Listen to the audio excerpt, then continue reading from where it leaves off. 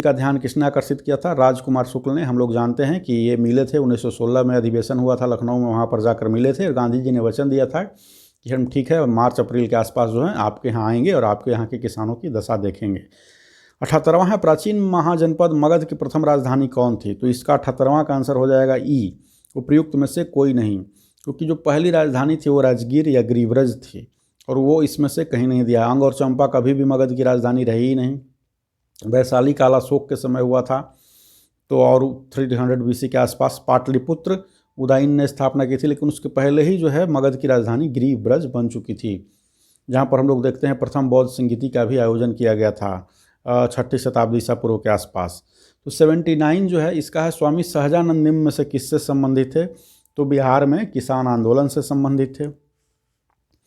80 का है, सविनय अवज्ञा का प्रयोग किया। निम्न में से कौन सा भारत में गांधी जी का प्रथम सत्याग्रह आंदोलन था जिसमें उन्होंने सविनय अवज्ञा का प्रयोग किया?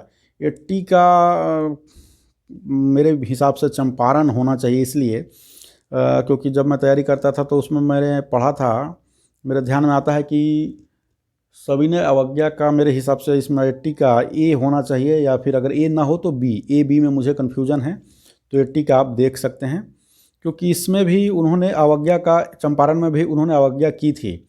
जो जज थे उस समय के, गांधी जी को उन्होंने कुछ आदेश दिया था जिसका कि उसको उन्होंने पालन नहीं किया था। तो 80 का ए और बी में से कन्फ्यूजन है, देख लीजिएगा। 81 है कि भौगोलिक क्षेत्र की दृष्टि से जापान का सबसे बड़ा द्वीप है। तो क्षेत्रफल की दृष्टि से यहाँ होना चाहिए था, लेकिन क्षेत्र की दृष्टि से, तो 81 का हो जाएगा, सही आंसर हो जाएगा बी। 82 है, ग्रीनलैंड जो है किसके अधीन है? तो डेनमार्क के अधीन है। 83 है, दिसंबर 2018 के अनुसार विश्व के निम्न देशों में से किस देश में सबसे अधिक भारतीय आबादी है? तो यूएई हो जाएगा, संयुक्त अरब अमीरात हो जाएगा इसका सही जवाब। 84 का हो जाएगा, खाड़ी देशों में जो लोग काम करने के लिए भारतीय कामगार जाते हैं, आप देख रहे होंगे केरल, विशेषकर साउथ इंडिया से ज़्यादा। 84 का, निम्न देशों में से किस देश में 2019 में सालाना सबसे अधिक सोने का उत्पादन हुआ था? सोने का सबसे अधिक उत्पादन हुआ था चीन में। तो 84 का हो जाएगा सही आंसर सी। 85 है, 85 है, निम्न में से किस महाद्वीप में सबसे अधिक देश हैं? तो ये हो जाएगा इसका सही आंसर 85 का सी, अफ्रीका में सबसे अधिक देश हैं।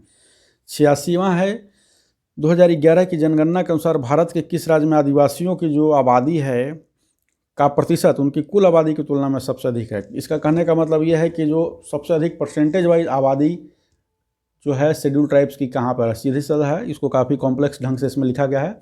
सबसे अधिक परसेंटेज वाइज यानी कुल जनसंख्या में जो है सबसे अधिक परसेंटेज जो है एसटी की किस राज्य में है? तो इसका सही आंसर हो जाएगा 86 का मिजोरम पहले नंबर पे है, दूसरे नंबर पे नागालैंड है। तो सी हो जाएगा 86 का। 87 है, निम्न में से कॉफ़ी उत्पादक क्षेत्रों में कौन सा क्षेत्र कर्नाटक में नहीं है? तो कर्नाटक में नहीं है, पुलनेज नहीं है कर्नाटक में कॉफ़ी उत्पादक क्षेत्रों में। आगे है 88, भौगोलिक क्षेत्र की दृष्टि से भारत के निम्न सबसे बड़ा जिला कौन सा है? क्षेत्रफल की दृष्टि से जो है भौगोलिक क्षेत्र पता नहीं क्या लिख रहा है, सीधे क्षेत्रफल की दृष्टि से हो जाएगा। तो 88 का ए हो जाएगा लेह। क्षेत्रफल की दृष्टि से सबसे बड़ा जिला यही है, और जनसंख्या की दृष्टि से सबसे बड़ा जिला थाने है, जिसकी जनसंख्या जो है 1 करोड़ से ऊपर है। आगे हम लोग देखते हैं 89, भारत के किस राज्य में वन्य जीव अभयारण्य सबसे अधिक संख्या में है? तो इसका सही आंसर 89 का हो जाएगा, उपयुक्त में से कोई नहीं। 89 का हो जाएगा उपयुक्त में से कोई, सॉरी महाराष्ट्र हो जाएगा इसका मेरे विचार से। हाँ जी, 89 का, भारत के किस राज्य में वन्य जीव अभयारण्य सबसे अधिक संख्या में है? तो मध्य प्रदेश और अंडमान निकोबार में नेशनल पार्क सबसे अधिक है। 89 का सही आंसर हो जाएगा सी, महाराष्ट्र में। वैसे वन्य जीव अभयारण्य भी सबसे अधिक अंडमान निकोबार में है, बाकी स्टेट में 89 का सी हो जाएगा, महाराष्ट्र। 90 आते हैं, तो बिहार में प्रवाहित होने वाली निम्न नदियों में से, इसको छोड़ देते हैं, इसका आंसर डी और ई में से कन्फ्यूज़न है मुझे। 91 आते हैं, 91वां है, 91वां का है, निम्न हिमालय पर्वत श्रेणियों में से किस पर्वत श्रेणी को अटल टनल पार करती है? तो इसका हो जाएगा डी, पूर्वी पीर पंजाल हो जाएगा। अब 92 में आते हैं, भारत का 13वां प्रधान बंदरगाह जो है किस राज्य में स्थापित किया जाने वाला है? इसे स्थापित किया जाने वाला है महाराष्ट्र में। 13वां जो है, अभी 12 हैं, 13वां स्थापित किया जाने वाला है महाराष्ट्र में। 92 का सही उत्तर हो जाएगा सी।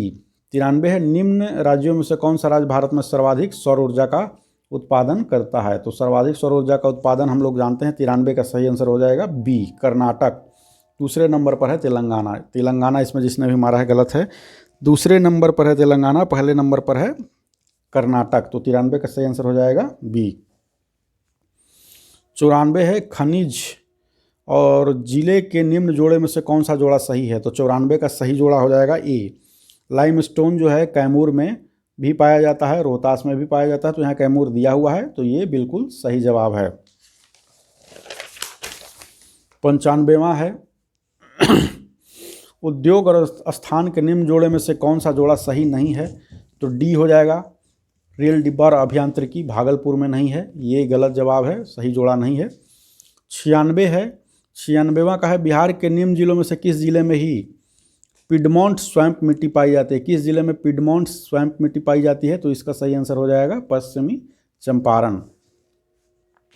आगे है कि बिहार के निम्न प्रशासनीय विभागीय जोड़े में से किस जोड़े में गंगा नदी नहीं बहती है? तो इसका 97 का सही आंसर हो जाएगा ए, दरभंगा मुंगेर।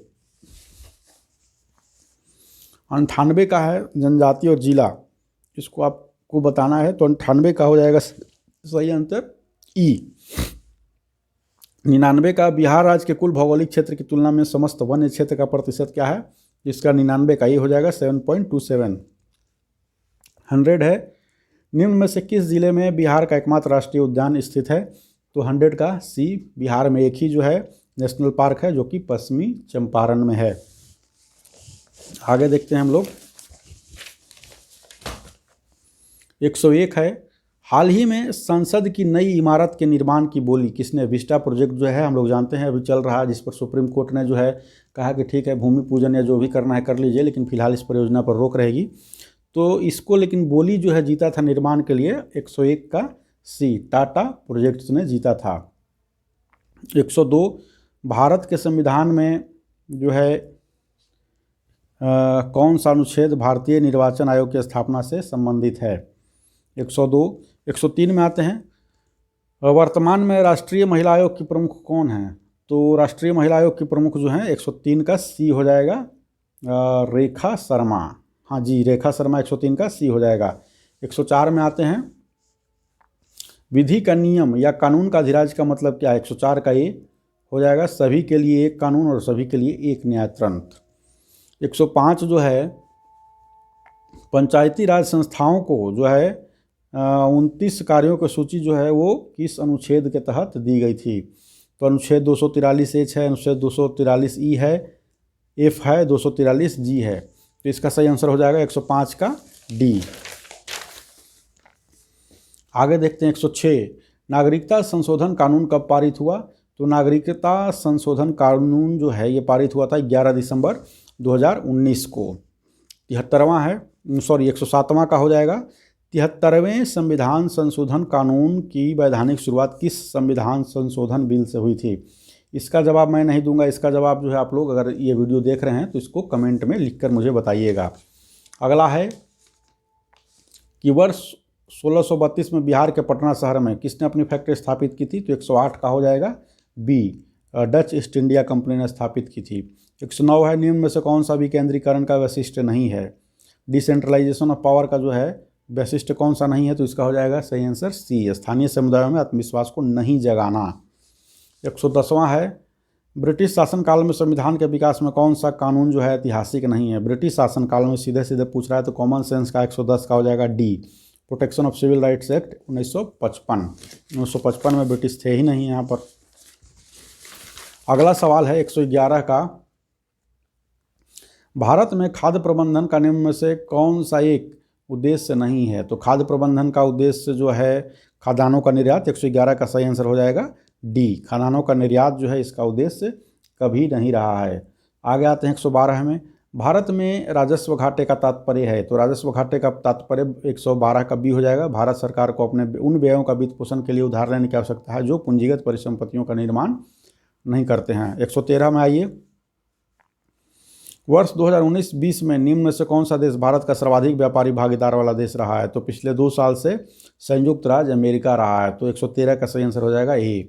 भारतमाला परियोजना का संबंध किससे है? तो भारतमाला परियोजना का संबंध किससे है? सड़क इंफ्रास्ट्रक्चर से। 2 परियोजना भारत सरकार ने चलाई थी, एक भारतमाला, एक सागरमाला। भारतमाला में सड़क बनाएंगे, सागरमाला में जो है वो बंदरगाह वगैरह बनाकर जोड़ेंगे। 115 है कि भारत में औद्योगिक क्षेत्र की उपलब्धि को मापने के लिए, 115 का सवाल है, निम्न में से कौन सी संस्था औद्योगिक उत्पादन के लिए सूचकांक जारी करती है? 115 का सही आंसर हो जाएगा सी, केंद्रीय सांख्यिकी कार्यालय। 116 है, व्यवसाय करने की सरलता पर 2020 की रिपोर्ट के अनुसार भारत ने अपने क्रम में सुधार किया है, जो है क्या है? विगत वर्ष के 77वें से 63वें स्थान पर। आज से कुछ वर्ष पहले तक भारत जो है टॉप 100 में भी नहीं था, 143 समथिंग के आसपास था, सीधे उसने रैंक 100 लाया था, उसके बाद 77 और उसके बाद जो है 63वें स्थान पर ये आया था। अगला सवाल है 117वां है कि भारत के केंद्रीय बजट में कृषि साख के लिए जो है कितना का लक्ष्य रखा गया है? तो 15 लाख करोड़। 117 का सही आंसर हो जाएगा सी।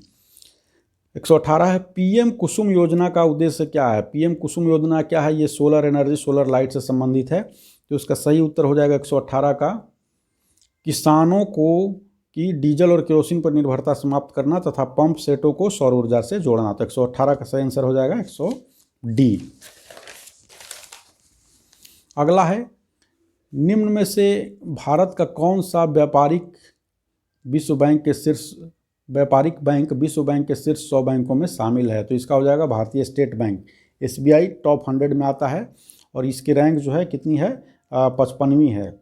आगे आते हैं, हम लोग देखते हैं कि भारत सरकार ने बजट में जो है किया था निर्विक का घोषणा, ये किस क्षेत्र से संबंधित है? तो ये जो है डी होगा, निर्यात क्षेत्र से संबंधित है। 121 है, बिहार सरकार ने 121 का जो है 1 अप्रैल 2019 से सार्वजनिक वित्तीय प्रबंधन शुरू किया। यह प्रणाली क्या है? तो 121 का आंसर हो जाएगा ए, राज्य में समस्त वित्तीय कार्यकलापों को ऑनलाइन तथा कागज रहित बनाएगी। 122 है, भारत सरकार ने 2 जनवरी 2020 को बिहार राज्य को कृषि कर्मण पुरस्कार प्रदान किया। यह पुरस्कार दिया गया है। 122 का उत्तर जो है आप लोग मुझे बताएंगे कि इसका सही आंसर क्या होगा कमेंट बॉक्स में। 123 है, बिहार सरकार ने अगस्त 2018 में एक नई योजना सतत जीविकोपार्जन शुरू की थी। इस योजना का उद्देश्य क्या था? तो इसका 123 का सही आंसर हो जाएगा सी, अत्यधिक गरीब परिवारों को सतत आय का सृजन करने वाली परिसंपत्तियां प्रदान करना। 7 निश्चय का जो पहला निश्चय था, 7 निश्चय का दूसरा 2.0 आया है। तो पहले निश्चय में क्या था? तो बाल कल्याण नहीं था। तो 124 का सही आंसर हो जाएगा डी।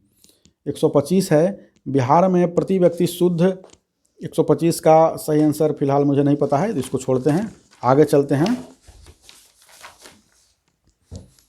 126 है, निम्न में से किस कॉलेज में गांधी जी ने पढ़ाई की थी? तो 126 का सही आंसर हो जाएगा ए, सामल दास कॉलेज भावनगर। 127 है, 127 का इनमें से किसने 1857 के विद्रोह में सक्रिय रूप से भाग लिया था? 127 है, तो इसका हो जाएगा उपयुक्त में से कोई नहीं, उपयुक्त में से एक से अधिक ने सक्रिय रूप से भाग लिया था, सभी ने भाग लिया था इसमें से। 128 है, किस अधिनियम के बारे में जवाहरलाल नेहरू ने कहा था कि हमें एक ऐसी कार दी गई है जिसमें सिर्फ ब्रेक ही ब्रेक है, उसमें इंजन नहीं है? मतलब कि इंजन नहीं यानी गाड़ी चलेगी नहीं, केवल ब्रेक का प्रावधान किया गया है। इसका 128 का डी हो जाएगा 1935 का अधिनियम। हालांकि इसी 1935 के अधिनियम से भारत के संविधान आगे चलकर काफ़ी प्रभावित हुआ था, कई सारे उससे लिए गए थे। अगला है, दांडी यात्रा कितने दिन चली थी? तो इसका सही आंसर हो जाएगा 129 का सी, 24 दिन चली थी। 30 है, प्रसिद्ध गीत सरफरोशी की तमन्ना हमारे दिल में है, इसके रचयिता का नाम पूछ रहा है। बीपीएससी का इस बार का सवाल जो मैं एनालिसिस कर रहा था, जितनी मेरी समझ थी, तो 2 चीज़ देखी थी मैंने। तो पहला, जैसा कि मैंने बताया था कि ये जो है ग्रुप डी टाइप का है इस बार का, सीधे सीधे इस तरह के सवाल बीपीएससी में इतना ज़्यादा फैक्चुअल भी नहीं आता है। और दूसरा है कि थोड़ा सा कहीं ना कहीं आपको घुमा भी दिया है, आपको सही से प्रश्न पढ़ने की ज़रूरत है। बीपीएससी आपसे कह रहा है कि रुको, ठहरो जरा और उसको अच्छे से देखो। इसमें रचयिता की बात की जा रही है, हम लोग इसका कोई भी राम प्रसाद बिस्मिल देखिए इसमें भी मारा हुआ है, लेकिन ये राम प्रसाद बिस्मिल इसको गाया करते थे, लेकिन ये इसके रचयिता नहीं थे। तो इसका सही आंसर हो जाएगा 130 का ई, बिस्मिल कुछ करके उनका भी नाम बिस्मिल सही है, लेकिन रचयिता इसके थे वो, गाते थे राम प्रसाद बिस्मिल। तो 130 का सही आंसर हो जाएगा ई। 131 है, बंगाल विभाजन के प्रत्याघात के रूप में कौन सा आंदोलन शुरू हुआ, मतलब बंगाल विभाजन के अगेंस्ट जो है कौन सा आंदोलन शुरू किया गया, तो स्वदेशी आंदोलन हो जाएगा इसका। इसी आंदोलन के क्रम में जो है विदेशी वस्त्रों की होली चली थी, जिसमें टैगोर और गांधी जी के बीच जो है थोड़े से तीखे शब्दों को चले थे। जब विदेशी वस्त्रों को जलाया जा रहा था तो टैगोर ने क्या कहा था, इसे निष्ठुर बर्बादी कहा था, जिसके जवाब में गांधी जी ने क्या कहा था कि नहीं, विदेशी वस्त्रों के साथ यही सबसे अच्छा व्यवहार है।